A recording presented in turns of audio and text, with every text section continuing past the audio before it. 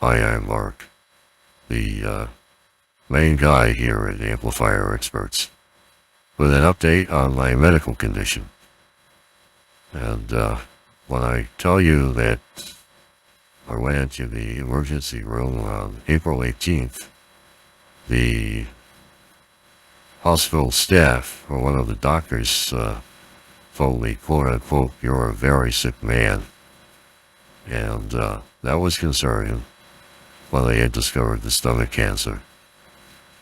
The good news is that they did get it all out of me surgically, and the end result is that I'm recovering from surgery.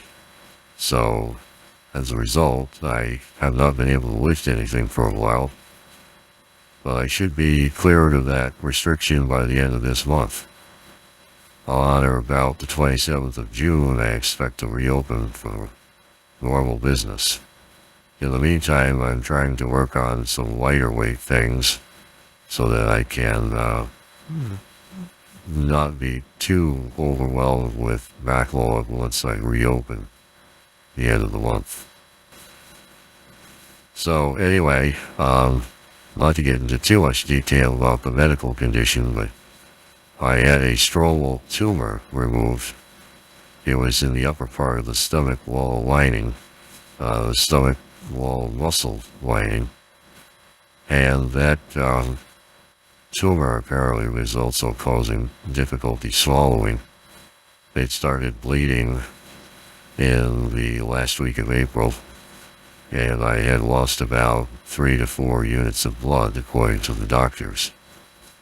I've been dealing with anemia since then, and my approach has been based on the doctor's recommendation to eat lots of liver.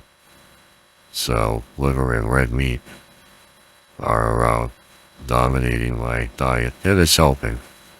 My heart rate has gone down considerably when I use the exercise bike, from 120 beats per minute at level 10 at 60 RPM to about 112 beats per minute on the same level.